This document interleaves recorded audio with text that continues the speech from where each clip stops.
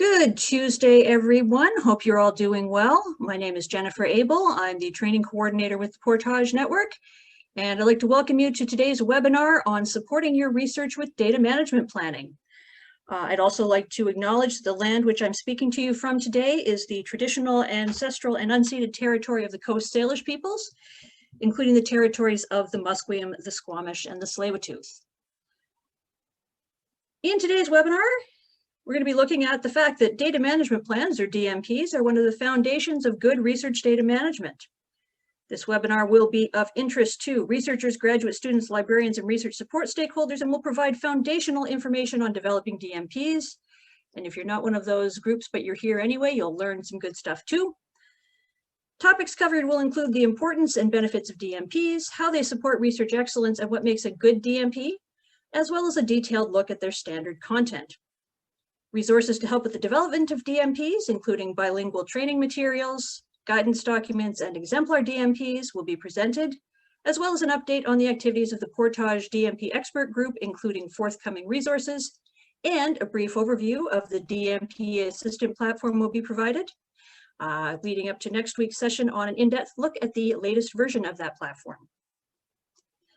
A couple of housekeeping notes before we start. Maybe. There we go. You have been muted automatically when you entered the Zoom room today. This webinar is being recorded and the chat may be archived for those who are unable to attend. We always encourage you to use the latest version of Zoom so that you have access to all of the features, including security updates. Please use the chat feature if you're having technical difficulties or if you have any additional resources to share. Please use the Q&A option to ask questions of the presenters. Questions will be addressed at the end. You may also raise your hand if you wish to ask questions, and questions may be asked in English or in French. We do have a code of conduct that we follow here in our webinars, which you can find the link for on your screen or in the chat. Carl and the Portage Network are committed to providing a welcoming, safe, and harassment-free environment for its staff, membership committees, and working groups, as well as for participants, speakers, and organizers of Carl meetings and events. We do not tolerate harassment of any kind. And our speaker today, if you've been in the Canadian RDM community for more than about a day, you've probably met James Doiron. But if you are just new, he is the Research Data Management Services Coordinator at the University of Alberta Libraries, as well as Academic Director of the U of A Research Data Center, co-chair of the Portage Data Management Planning Expert Group.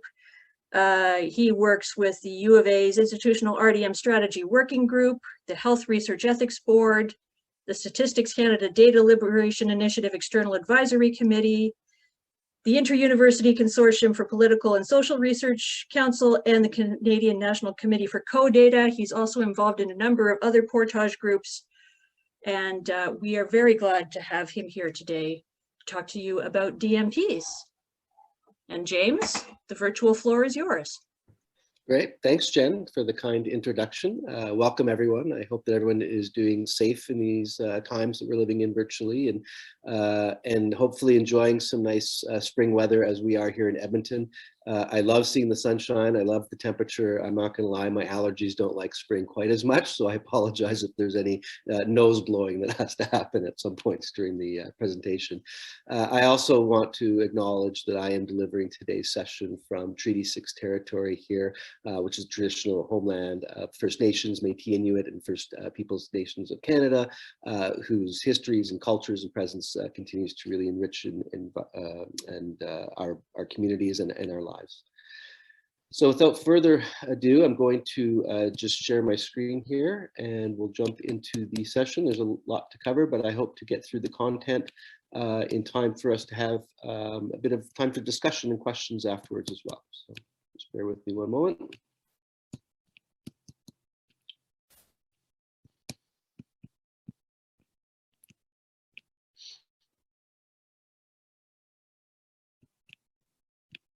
You seeing that okay, Jen? Yep, looks good. Perfect. Okay, so again, welcome to the session on supporting research with data management planning. It's the first of two sessions, as Jen highlighted. We'll have a link and with some information and registration for that second session at the end as well. But just given there's a lot to cover, I'm just going to jump right into the content of this session now. So the first question is just what is research data management? And it's a large umbrella. There's a lot to it. This diagram certainly makes it look easier than it really is for those of us who live the research life cycle. But essentially, it's everything from the pre-phases of research, active and post phases. So things like in a funded research model, coming up with your idea and writing an application grant. At some point, hopefully things move forward and you begin to ramp up your project. There may be data collection and or acquisition, processing of data. There may be different things to think about in terms of magnitude of data or sensitivity of data, for instance, depending upon the focus of your project, the discipline, methodologies that you're employing, and as well as disseminating data. And certainly back when I was first embarking into my research-related career, it kind of ended there, to be honest. There wasn't a lot of talk about what happens to the data formally afterwards in terms of long-term data stewardship. Data management plans weren't really on the landscape and radar yet at that time either, so I won't date myself too much how far back I'm talking, but it's a while ago. But certainly today we do think now about what happens to data afterwards. How can we effectively manage data from the get-go, plan accordingly, as the planning component of the data management plan suggests, to really help us not just during the active phase of our research, but for beyond, and thinking about that long-term data stewardship aspect. Hot off the press, recently released, the Tri-Agency released their research data management policy. And so I have a link there that was just last week to it. It's not overly dense. It's a fairly easy read. And there's not really any surprises in terms of what we were anticipating based on their previous release on their draft policy, as well as their statement that they released a few years ago. But essentially it focuses on three main pillars, and those look across institutional strategies. So that's that every institution that's looking to administer Tri-Agency funds will at some point require to have developed and make a public-facing research data management strategy, data management plans, and data deposit. So I just want to highlight some takeaway points from that released policy. So the first pillar on institutional strategy is, again, that every institution eligible to administer Tri-Agency funds will be required to create and release an institutional research data management strategy, with the timeline being about 2 years from now, so by March 2023. This is a lot of work. Some institutions are in a little further ahead than others, or some institutions have different needs. So there's not going to just be one cookie cutter policy as per se for any given institution. Really have to think about the needs of the institution, although there's going to be definitely similarities across institutions, and certainly thinking more generally about effectively managing data throughout the research lifecycle, things like data management planning and data deposition as well. Portage has developed and released some resources for helping with that, and it's a little early to give too much in details, but there is some work in the early stages around hopefully doing some things through Portage and the National Training Expert Group to support some of the activities moving forward as institutions embark on developing their strategies. So stay tuned on that. Data management plans. So it's really going to start to happen at the funding level. So again, the policy is an overarching policy. Implementation, we anticipate will come incrementally and at funding call levels. So for data management plans, at some point, we'll start to see funding calls that will require DMPs to be submitted at the time of application, and those will be outlined. And then at some point, again, they may also be considered in the adjudication process.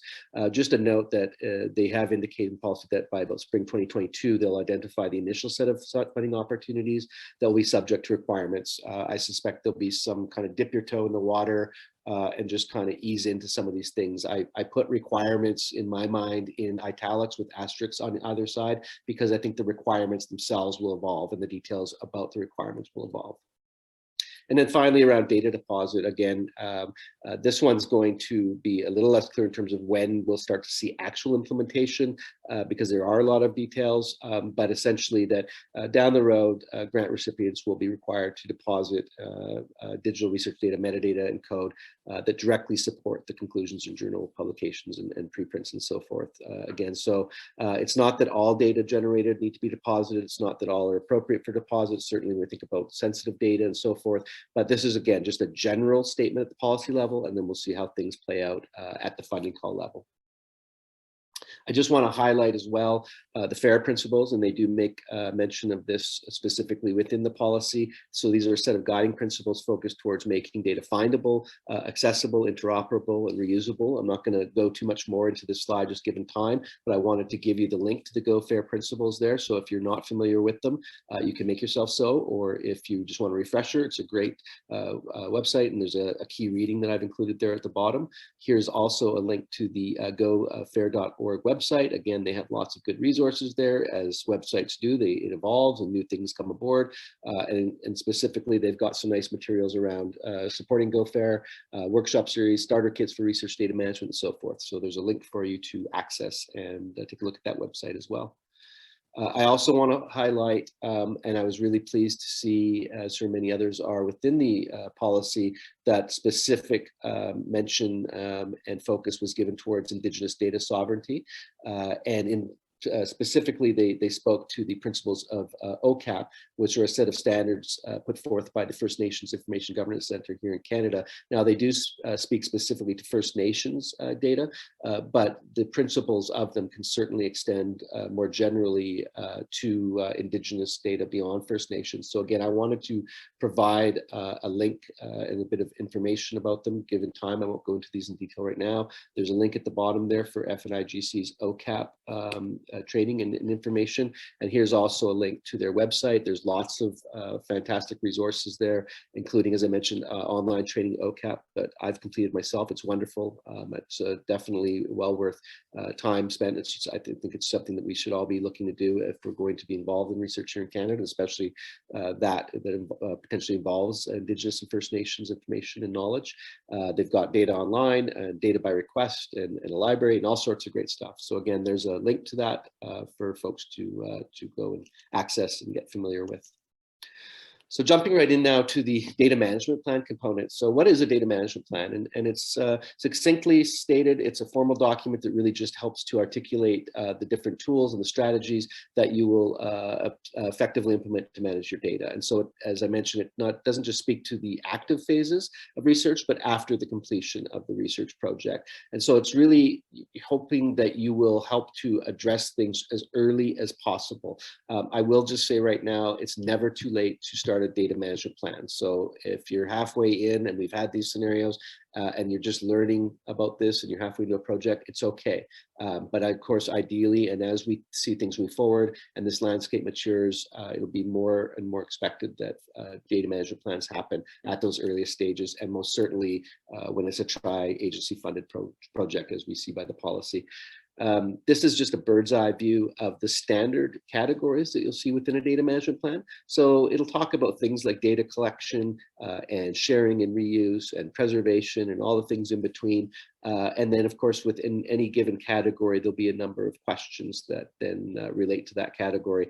We're starting to see DMPs evolve and their templates evolve so that you will have more details that are appropriate for, say, discipline or methodology specific research, for instance. So just a brief example, we all need to think about, for instance, things like storage and access and all those types of things, but those may have different levels of detail specifically depending upon, say, whether you're doing natural science research that is generating really large amounts of data, terabytes of data, for instance, as an example, versus, say, we're involved in health-based research, which will not have necessarily large magnitude of data, but very complex and often sensitive data. So there's just different types of things to think about. But again, the general categories remain in terms of a kind of a standard template.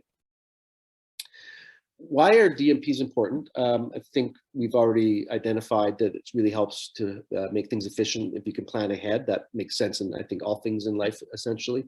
Helps you to set out those strategies around how you will manage your data rather than trying to figure out why you're in the middle of it once the data horses are out of the gate, so to speak. Help to identify different strengths and weaknesses that you might have in your current practices and think about how you might maybe do some things differently. And that's often been the case. And I have certainly gone through that myself with my own research and things that I've been involved in. And really thinking about that longer tail, again, that long-term data stewardship and preservation sharing. If you can think about things ahead of time and be able to manage your data in ways, including things like metadata and documentation, identifying ahead of time potential options you might have for supporting your long-term preservation or storage or access, and those are really good things. And it can really help to reduce the cost of your research by making things more efficient. And I measure cost in many ways. And one of the most important ways that I measure it in the research world is time, because I'm of the mind that time is about the most valuable commodity that researchers have. So if you can try to help them and to reduce the administrative burden or, things that allow for them to focus on the research directly, then I think we're doing a good thing in helping to support the research excellence. When should I start creating DMP? I think I've already really spoken to this. It's again, ideal scenarios that you do it as early as possible, but really it's never too late. And it's like anything in life. The first time you do something is usually the most difficult, usually the one that takes a bit longer. Once you've done it once or twice and you start to learn some things, then as you move forward, it should hopefully become a little less daunting if it is already so. Nothing that should be felt nervous about. And there's lots and lots of support, again, available, and some of these I will point out a bit later into the presentation.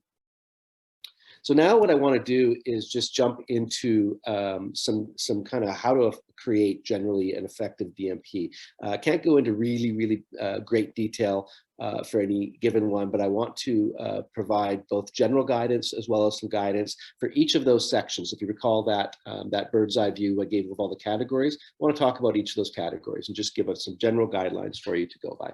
So first off, this is just the general piece, not section specific, but start out your data management plan by providing a description of your project, its focus, its purpose. It's that abstract level description that you would similarly put into like a research publication.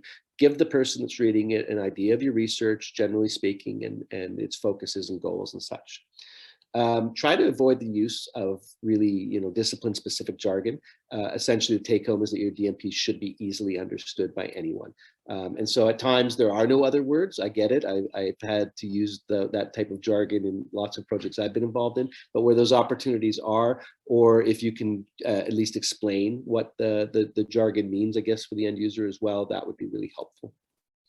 Try to provide clarification for acronyms used. We are in research and we love our acronyms. There's no shortage of them. I am as guilty as anyone, but also just keeping in mind that not everyone knows what acronyms mean. So a general rule, and I actually use this in my work on our health research ethics board as well, is I like to see an acronym defined at least once within a given section. So it's the earliest point, and then you can use the acronym for the rest of the section without having to spell it out every time.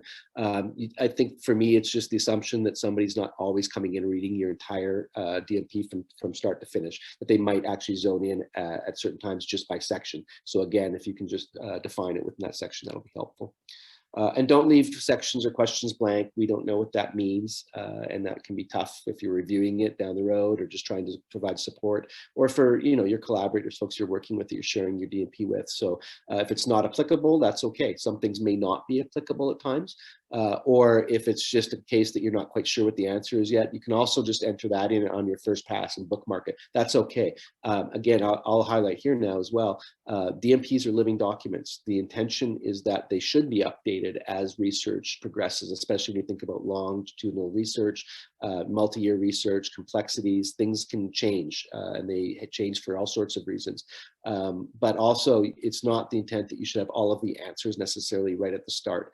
And it's okay to bookmark things and to say, I'm going to come back to this. I might be reaching out to some expertise in whatever area that the question pertains to, and then coming back. And that's completely understandable. Provide rationale for decisions when you're able to. So it's not, it's one thing to just say you're doing something, but to help others understand why you're doing something is really helpful. Using data collection as an example, and say survey data collection, that happens a lot, of course, in research these days, certainly in social and health sciences and beyond. If you're using a specific platform, electronic platform, state why you're using that platform. We have an instance of REDCap here that is supported securely on our campus. And so when we see folks, explaining that they're using that and why they're using that, that really helps us to understand. And if they're not, then we want to hear, otherwise. And there's always questions that can potentially come up when we're assessing things, certainly from an ethics standpoint, but also from a how can we provide support standpoint. And finally, again, I've already mentioned this, but your DMP is a living document, so feel free to update that as you go along. So jumping into sections, data collection section, include descriptions of how you'll collect your data. Again, using that survey example, you could describe the platform, how it will happen, the data comes in, and then what happens to it, how do you get it from the platform to wherever you're working with it, those types of pieces, and describe the formats as well. So are they coming in really niche proprietary formats, your data? Are they non-proprietary formats that anybody can easily access? It's good to just get as clear of an idea at the front end as possible around the data that you're collecting, and including an estimate of the magnitude of data. And it's not that you need to know the down to the exact gigabyte, for instance, but just having a clear estimate can be really helpful. This speaks to potentially what types of supports you need for active storage when you're accessing and working with the data, as well as the longer term data stewardship around potentially deposit of data and preservation of data. So again, just kind of thinking about that ahead of time. And if you're not clear on that, if that's something that you're just, you don't have necessarily the knowledge to try to come up with those estimates on your own, reach out to folks at your institution or beyond to get some help with that, IT, libraries, so forth. It's really helpful to get that information as early on as possible, to get a sense, even just supporting your own immediate project. And then again, I've kind of mentioned this, but if there's any platforms that you're using for data collection, any software, providing the description of those, and in some cases, going back to the earlier slide, why you're using them, what's the benefit to them, especially if there's costs involved with them, if they're really niche and proprietary and so forth. Clearly explaining how you will both store and transfer your data if there is a transferring mechanism. So storing your data is important, especially if you're, for instance, working with multi-institutional cross-sector collaborations, and how are people going to actually work with and access the data. And so we want to hear those details within your data management plan.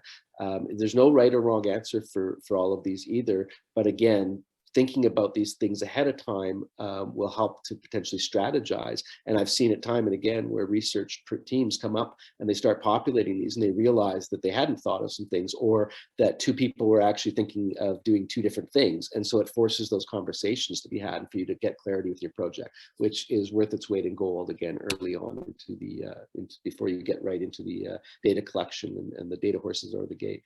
And explaining how you'll organize your data. So thinking about things around file naming and file versioning, raw data to master data to analytic files, and also thinking about those when you're accounting for your magnitude of data. So if you're going to be collecting data and then it's going through processes, it's going to create different versions of the files. Those file sizes add up as well. So all of these just go to speak to organizing, clearly understanding your data, where it's coming from, how you're going to be organized, the supports you might need around magnitude and so forth. Talking about documentation and metadata. So this is essentially data about your data. That's kind of the very easy late description of it, but it's more complex than that. I certainly think I thought I was better at metadata before I got into libraries, and now I work with people who are just absolute experts in it and provide such great guidance to researchers. So I encourage you to reach out to your library supports and through Portage as well to try to see what you can do to help your projects, but essentially describing what information you will be needed for others to understand and to reuse your data.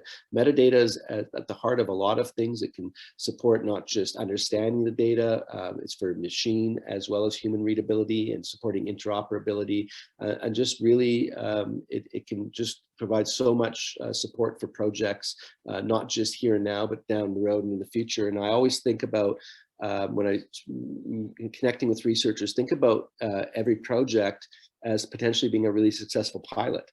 With some being bigger than others, certainly, but think about if it's a pilot and it's successful, you want to be able to come back to that data and you want to be able to access it and easily use it and understand it. Metadata is very key for all of these types of things. So describing how you will consistently capture documentation throughout the project. Some platforms may come already set with support for DDI standards, for instance, for social sciences, other standards with other disciplines.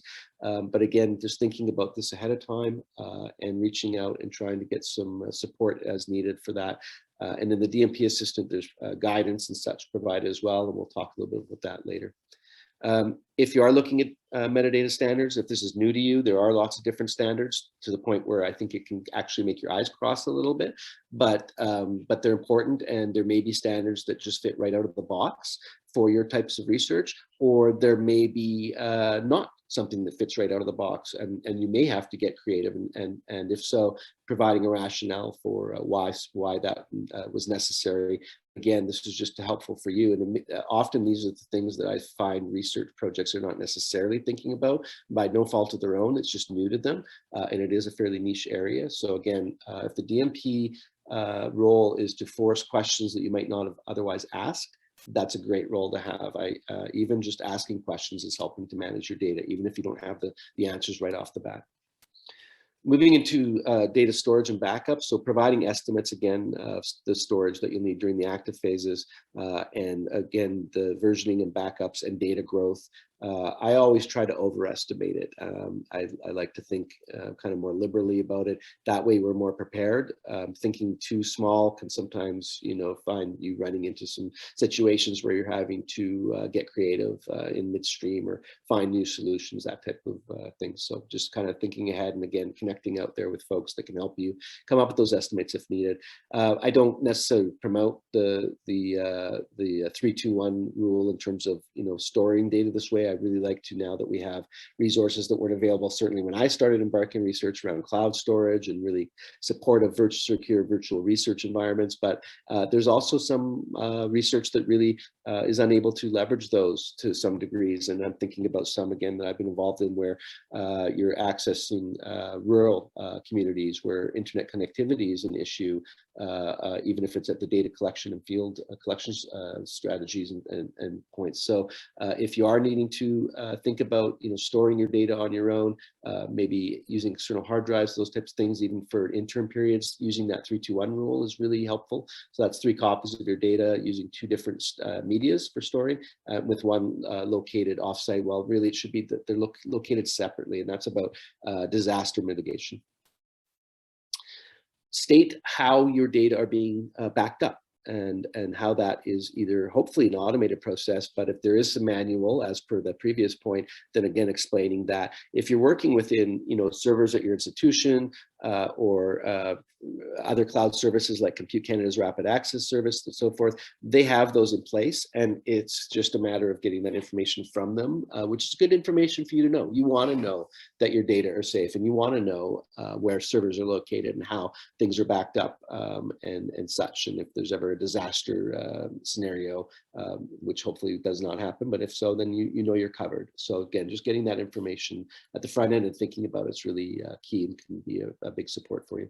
And then thinking about how are your collaborators or your research team able to access and work with your data if that is a point within your project. So if you are working with others, especially if you're working again with others across institutions or disciplines or sectors as well. And so it's one thing to have your data sitting on a server, but how do you people get access to it? Are you actually having to physically transfer data? If you are, then they're probably working with that data somewhere else, downloading it to wherever it is they are with their own servers or computers. Backups are being made of them there. There's different versions. So again, these are all just things to think about. I really love when it can be a fit to be able to just work within a cloud environment that is a virtual research environment. So you can go and just, rather than having to transfer data and sending data around, you can just go work with it, and everyone can work with it. details, you know, to be worked through a bit, and you can actually have the software require in there. I've been part of developing at a smaller scale faculty level environments like that and delivering them, and they can be just such huge supports. It takes a little bit of front end work, but it pays off in dividends down the road.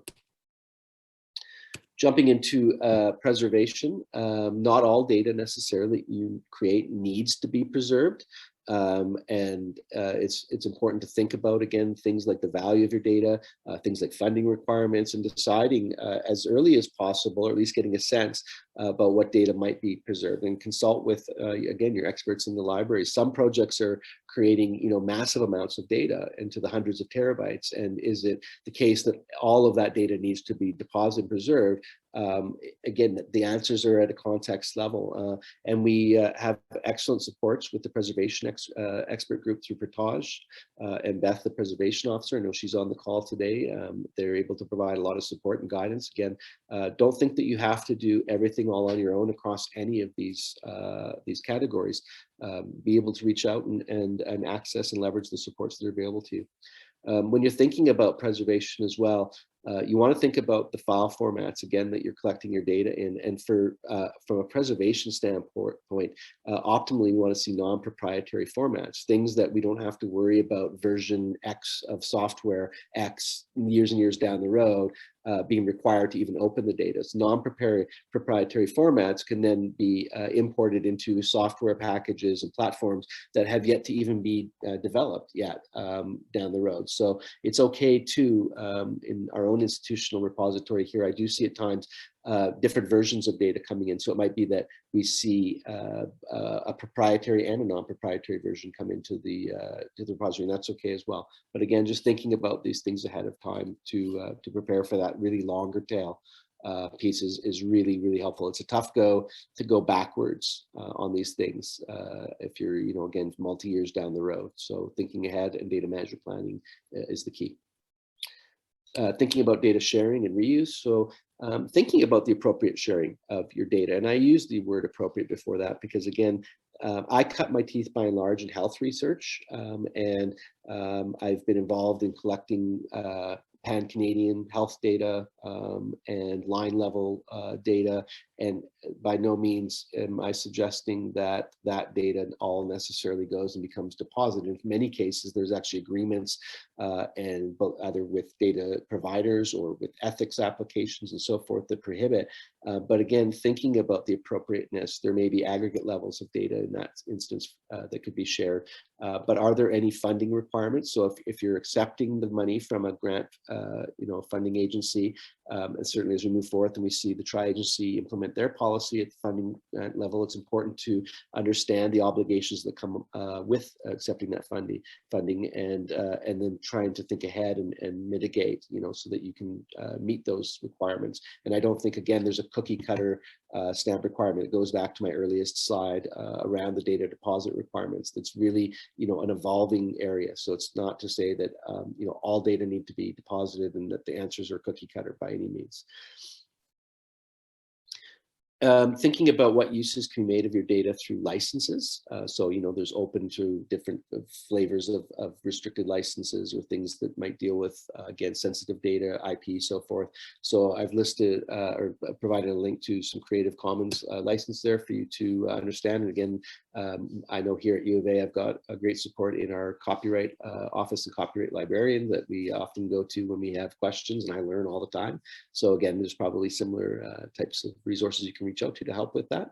And then also thinking about, the repository solution or solutions that you might potentially be able to leverage supporting data deposits, should that be a component down the road of your project. So I've actually just included a link to re3data.org, which is really a registry of repositories, thousands literally, and you can go in there. And even a really rough query I did for a researcher last week was I punched in psychology and then open repositories. I think 30 plus repositories came up. And so it's a place for you to very quickly, if it's of interest, to just kind of get a sense of the types of repositories out there. But here in Canada, we have a couple of main repository solutions.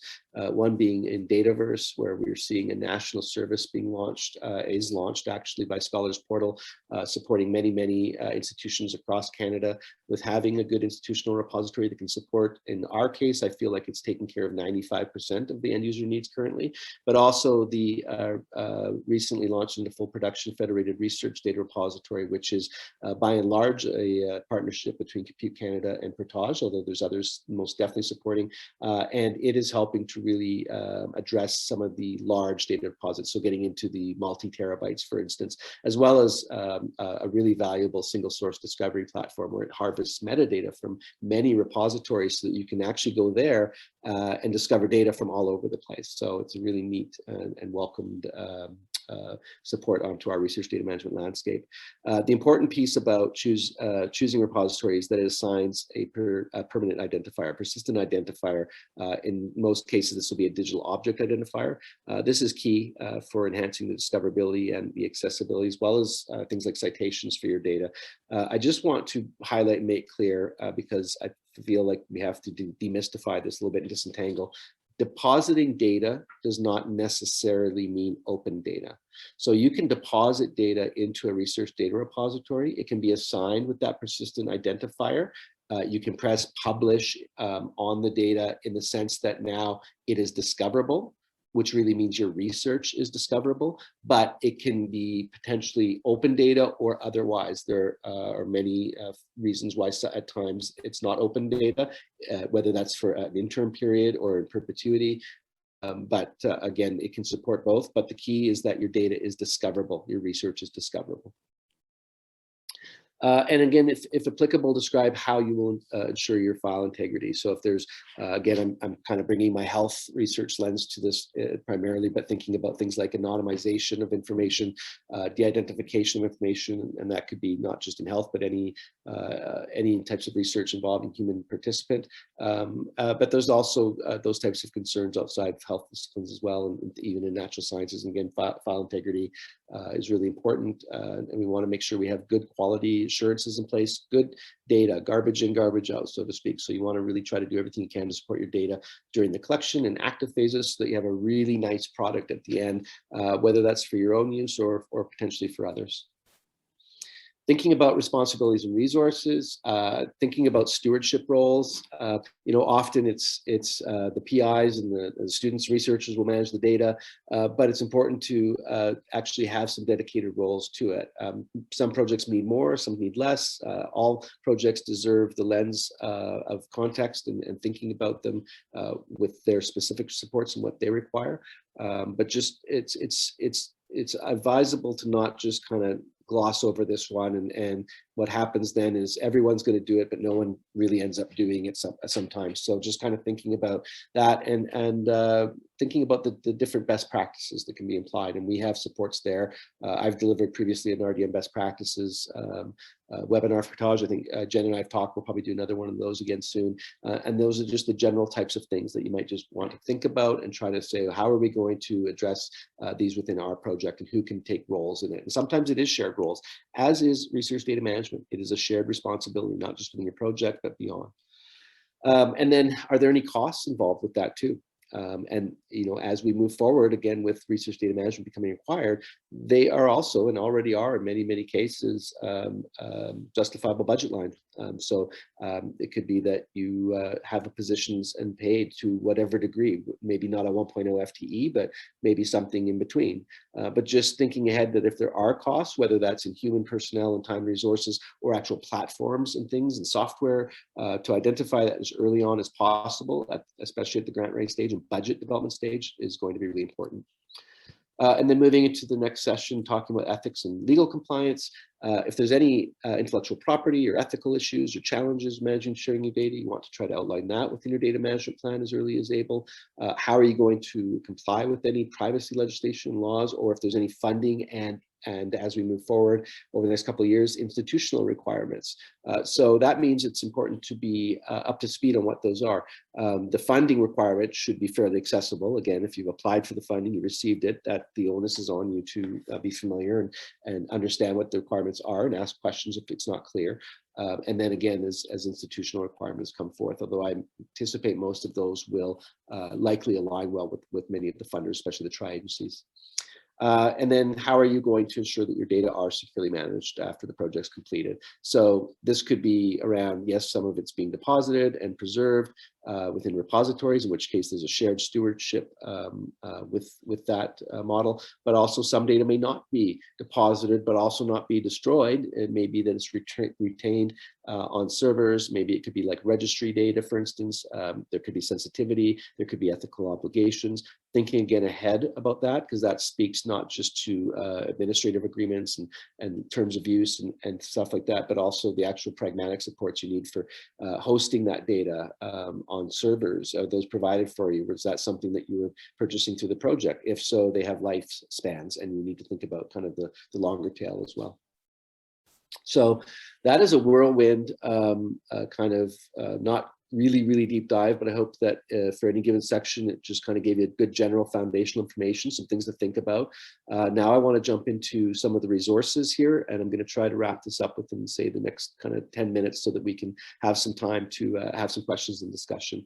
I think everybody's likely familiar with Portage, being that you're on this this call. I've just put a link to website there, as well as highlighting kind of two of the broad strokes that Portage looks to address around network expertise and building up all those important resources across those different areas, as well as the infrastructure platforms, including the DMP Assistant, which we're going to talk about here in just a moment. This is an outdated slide now. This kind of social network connecting diagram is from a few years ago. It's definitely grown.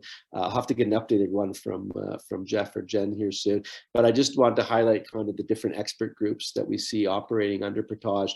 And it's easy to look at it with this view, but the amount of work that is happening in these expert groups and the amount of expertise involved is really staggering. And it's amazing how much Portage has done in the just over 5 years that it's been around, and more good stuff to come. I've just highlighted in blue the data management planning expert group. Of course, that's what we're talking about here today. And I co-chair that along with my colleague Maggie Nielsen from Acadia University. This is just a screenshot of the website. Again, there's a link up at the top. You can do a drop down there at the top, you'll see, and I can see all the different networks and expertise, and I can go click on any of those and go to resources and specifics. There's also a quick link here at the bottom to access the Portage DMP Assistant tool. And most institutions also, I think, have links on their website. So there's usually multiple ways to get access to that platform. I just want to do a shameless plug that the DMP Assistant was actually hosted here at the University of Alberta Library. We've been hosting it from the get-go, and it's been a really great experience. I came in to libraries maybe about 5.5 years ago, and was able to benefit from having this platform here located at U of A, and it's been really great just helping to work on it, helping to support the DMP landscape all around, not just from this platform, but all of the things we do in the expert group as well. I want to point to some resources now.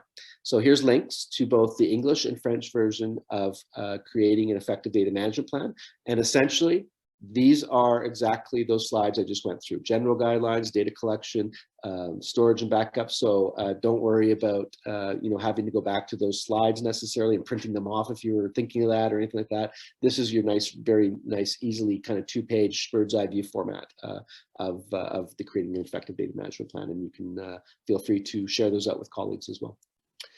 We've also released DMP exemplars. One of the big asks that we've had from researchers in past and certainly currently and moving forward is, great, I have to create a data management plan, or I want to create a data management plan. Do you have examples of good quality exemplar data management plans? And so we have now developed a number of data management plans, and I've got those linked here. So we see a few across digital humanities. There's a mixed methods one that I authored, it's fictitious, based on my own research experience. We've got some in natural and social sciences. Moving forth, we will look to develop some others. And essentially what we do is we put calls out work with actual researchers out in the community. We form working groups, and so we just make it a really big collaborative effort. They go through a process to get them to exemplar status. So there's more to come. I mean, I can right off the bat look at this and say I'd really love to see some health, maybe clinical trials, some in machine learning and so forth. So lots and lots, so stay tuned. I also just want to just really quickly show, here's just kind of what it looks like. So when you click to any of those links, you'll get, again, maybe it's a few pages, but it's very nicely formatted. Feel free to, again, share those out with colleagues and to check back for more releases. I did just want to add the links to them so they're directly here in the slides to the French versions of each of those. And so here's the first slide on that. And there's the second slide. So if you do want to share those or access them yourselves in the French versions, your links are readily there for you. So talking about the DMP Assistant, again, just want to give you a basic high-level overview of the features. So it does support cross-institutional research collaboration. Anyone can access it. You don't need to be at an institution or even in Canada, for that matter, to go and create an account. It's free to use. It's certainly not free to run, and there's lots that goes into it from physical, technical, administrative perspectives, but the end user is not ever going to pay. So that's something you can rest assured with. It's web-based and bilingual, so there's both a French and English interface. It is endorsed by the tri-agencies. They may mention it in the draft policy, and they have had conversations, continue to be involved with the DMP Assistants and its evolving features and such. Guidance and examples are provided, so it's not just here's a question and drop the microphone and walk away. The purpose of it, and this will evolve as well, is to provide the end user guidance and explanations about what we're asking for, and potentially links to examples. And we want for institutions and organizations to be able to customize that guidance and examples. You can also have multiple DMPs, just like you may be involved in multiple research projects. So I have yet to find the ceiling. I've got a lot in my view, but just to speak that, you know, you can keep going with them and retain them. You might have many active ones on the go at one time, and you may be involved in different ways, and there's different ways of sharing access to it. You can be a co-owner, an editor, or even just a read-only access. And those are very easily set. There'll be a screenshot here shortly about that. And you can export your DMP as well into a lot of common formats, including PDF and text and MS Word, which is a nice feature as well, especially if you're going to use the text in other documentations, or a lot of what you might talk about within a DMP could translate over to some degree into an ethics application, for instance. So it's nice to be able to export out. This is a screenshot, and here's a link to the DMP Assistant 2.0 that we've recently released. I am not going to steal Robin's thunder. She is doing an in-depth presentation next week on DMP Assistant 2.0. So all I'm doing here is just kind of hopefully piquing your interest, if you weren't already interested, about what it looks like and just kind of its very basic features. It's, again, free for anybody to create an account. All you have to do is go in there and add your email, password. Some institutions will have Shibboleth installed like we do, where we have it tied to our institutional identifications, but essentially this is your landing page. Upon signing in, you can immediately go and create a new DMP or access existing ones. If you're a new user, you're creating a DMP. As you can see, this is one of my accounts that I use for teaching purposes and such, and I've got a lot of different DMPs in there, and I can see when they were created and what my role is. I'm the owner of them all, and whether they're private or public, and that type of thing. So again, it's just a one-stop shop kind of landing page for creating or accessing your existing DMPs. Each DMP will have study level information associated with. So that goes to one of the first points we talked about in the general, is provide that description of your project. So DMP Assistant provides a place for you to do that.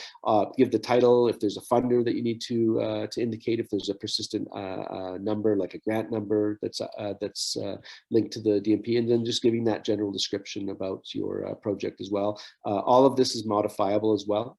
So it's something where you can always come back and revise or add to it later. You'll recognize these categories. They're just essentially the categories from that early slide they gave with the bird's eye view. This is what it looks like in DMP Assistant. So I've got the data collection and storage and backup and preservation and so forth.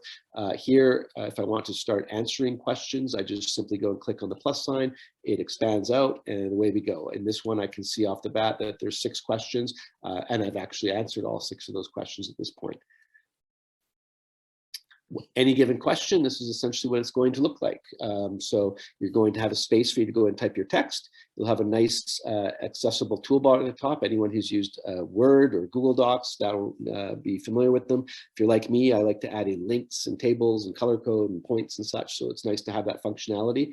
And then over on the right-hand side, again, for any given question, you'll have guidance. That will at times link out to external resources, but just giving good explanations. And again, we want for institutions to customize that guidance.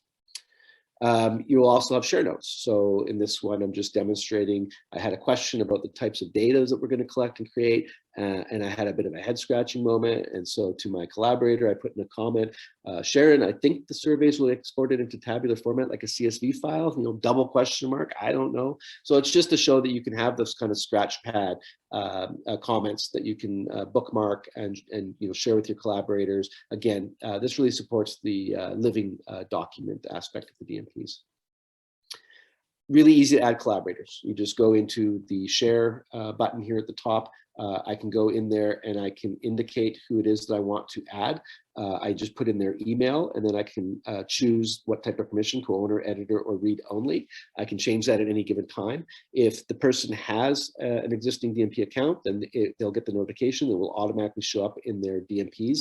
If they don't have an account, they'll get the notification, and that is their signal to just easily create an account. This is just an example of exporting out, pretty straightforward. You've got a few choices. I can export it out into, as I said, different formats, and there's a bit of formatting options that you can choose out as well. I'm sure Robin will go into that further into her next session. Just going to finally wrap up with a couple of things. So moving forward, so DMP Assistant, as I mentioned, was just recently released March 3rd, I believe it was. We've got more bilingual webinars coming up here. I've put this one here, but also we'll have next week's with Robin, and I know there'll be more coming, so keep your eye on that.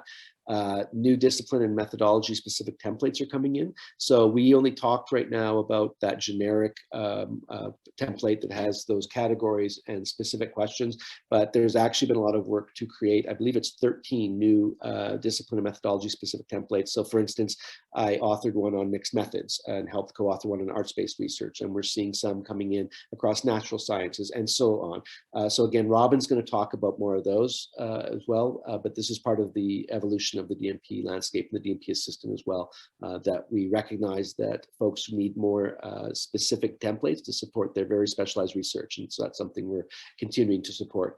We will also see more exemplars, as I mentioned, coming forth, and some of those will be based on these new templates, so stay tuned there. And a lot more features and support coming for the DMP Assistant, including looking at machine actionable data management plans. And again, I think Robin will probably touch on that more in depth in her session next week. We have also created and launched a DMP Assistant Steering Committee. It had first meeting in January of this calendar year. Consists of a wide range of stakeholders, so Portage, folks at the host institution where I'm located, myself and my co-chair of the Data Management Planning Expert Group, researchers. We do have the tri-agencies on board, as well as the First Nations Information Governance Center. So it's a really nice holistic approach to supporting the DMP Assistant, having a lot of different perspectives, and it's really helpful for not just identifying what priority features and kind of work moving forward, but to get them into workflow, because there's always seemingly infinite number of things to work on, but finite resources and time. So it's really to help to just support the ongoing sustainability capacity of the work and development. And also to, I had the final point there. It looks like I missed finishing it, but it was essentially about that, just making sure that we do have the priorities in place. And sometimes what makes sense from an end user or community perspective, we really need to hear from the technical component as well. It sometimes makes sense to do certain things before other things, or some things may sound really easy, but they actually take a lot of time and effort. So it's just good to have all of those perspectives there. And I mentioned that we have the DMP Expert Group. We've actually got new members coming on board. We have 5 new members, and we're having our next meeting next week. So we're really looking forward to welcoming them on board. And we've got 2 working groups set to go moving forward immediately. One is on creating a tutorial video for DMP Assistant 2.0, and that will hopefully happen over the next few months. And then the second is on developing a DMP Assistant 2.0 customization guide. That's really to support primarily all our colleagues that are delivering RDM and DMP Assistant services across campuses, and so much of what happened in 2.0 lays under the hood with the administrative supports.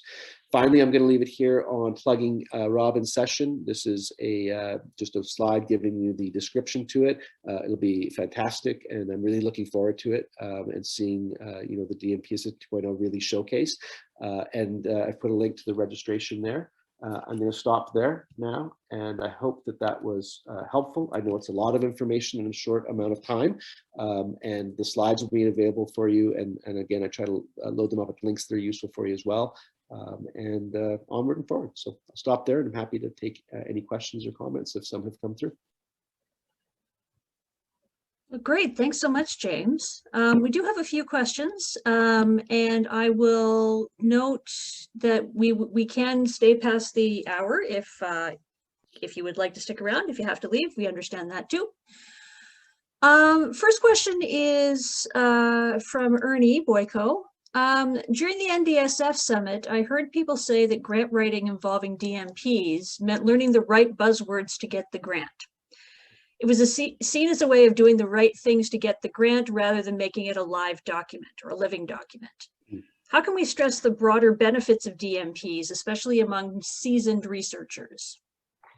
Yeah, I mean, that's a good question. I mean, I think I'll preface, and thanks Ernie for the question, but I'll preface that this is culture change, and culture change doesn't happen overnight, and I've been involved in other areas where that's happened, and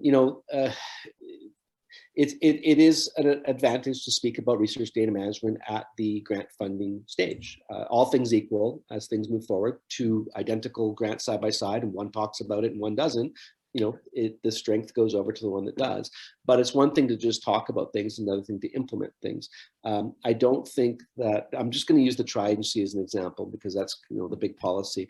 I don't think that anyone's approaching this as a carrots and sticks type of an approach, and we talk about this a lot. And I first heard Jeff Moon talk about it, but I think he first heard Mark Leggett talk about it, and I don't know if Mark created, but somebody started it, and now I'm using it all the time, I find, and thinking about it as actually carrots and bigger carrots. So at this point, it's really early on. So if folks are going to write things in to their grant applications and data management plans, and they're saying they're doing certain things, then the onus is on them to implement those things and to do what they can to support what they've said. If it turns out that they don't do those things and support them, then they're probably not helping themselves too much, maybe for the future, right? So if they say that they were going to do X, Y, and Z or data deposit, and then none of that ever comes to be, and this is noted, then the next time you go to apply for a tri-agency fund and you say the same thing again, that could work against you, so to speak. But again, I just don't think that anyone's approaching it with the mind of, we're out to punish. Everyone's learning at this stage, including the funders. So I don't know if that entirely answered the question, but I think, it's something to keep an eye on. And I think, again, just really understanding the value of DMPs and the value of research data management. People won't do things that aren't important to them because there's no extra time to be had. So if somebody doesn't value it and understand why, then I guess that's on us in some ways to really help for them to understand and to demonstrate. And usually that happens when lessons are learned. Either you learned lessons, unfortunately, kind of the hard way, or hopefully that you used DMPs to your advantage, that you had research data management and you really benefited from it. And now you do things differently moving forward. Great, thanks so much, James. A question from Emma. Since research data management is a process and data management plans are intended to be living documents, there's the risk of multiple versions. How do you avoid versioning? Or do you avoid versioning? Well, I guess I'll have to, because I'm conscious of, I want to make sure we're talking about the same versioning, and feel free to unmute and elaborate verbally if you want as well, if you're comfortable with it. We are being recorded. But versioning is okay with DMPs. In fact, I would like to see a versioning feature come and be supported in a data management plan. To that extent, what I'm thinking is, so I have a data management plan, and let's say I have a 5-year project and some changes are made to it, rather than overwriting those, what I've said previous, I would like to actually be able to have a 1.1 version or a 1.0 to a 2.0 version if it's major changes, because I think that's important to see the evolution of the DMP as well.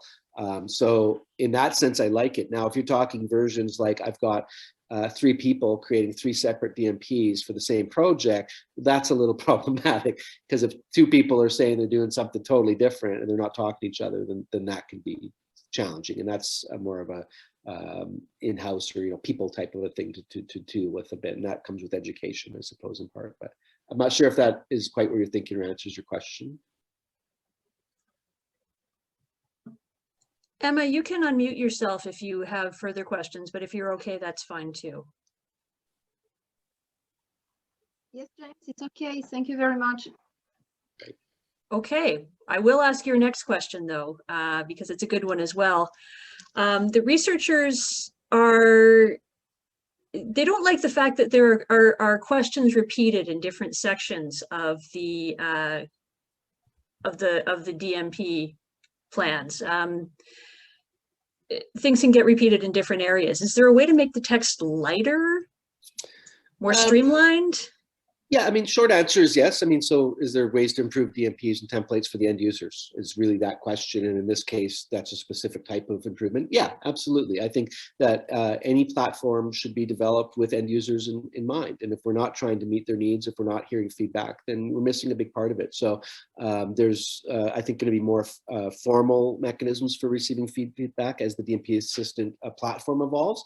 There is, some general formats in place for that as well. But to speak specifically to the point, like the repeating the question, I do get it. Like even going through my slides, I realize that I'm talking, twice about things like magnitude of data sometimes. But again, depending upon the area that you're thinking about, those things are important for different reasons. And I mentioned that sometimes people aren't necessarily reading a whole DMP from top to bottom.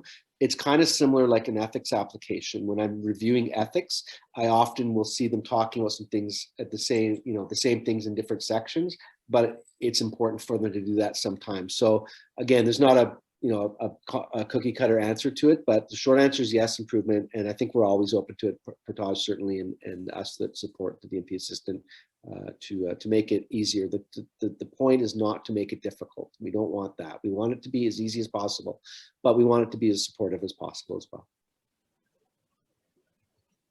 Great, thank you. I'm seeing no more questions at this point. So thank you so much, James, as always, for your great overview of this area and your great insight. And we will no doubt have you back to talk about this again. Yeah, maybe we'll set a date for the fall. We'll see. In the meantime, thank you all as well for coming today. We do have a survey that if you have a few minutes to fill out, so let us know what you thought about today's webinar. We'd be very interested to hear that. And I will remind you again that we have a webinar focusing on the new DMP Assistant coming up next week. And we should hopefully get the link in the chat soon, or I can put it in there. All about DMP Assistant 2.0, the neat features that are new there, presented by Robin Nicholson, who is the DMP coordinator for Portage. Yeah, so hopefully we'll see you all there. And in the meantime, have a great rest of your Tuesday, and welcome to spring with a new tri-agency policy and the promise of great things to come.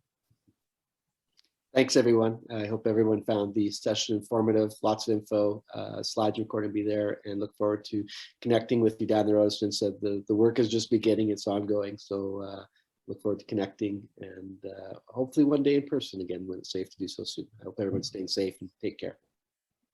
Take care, everyone.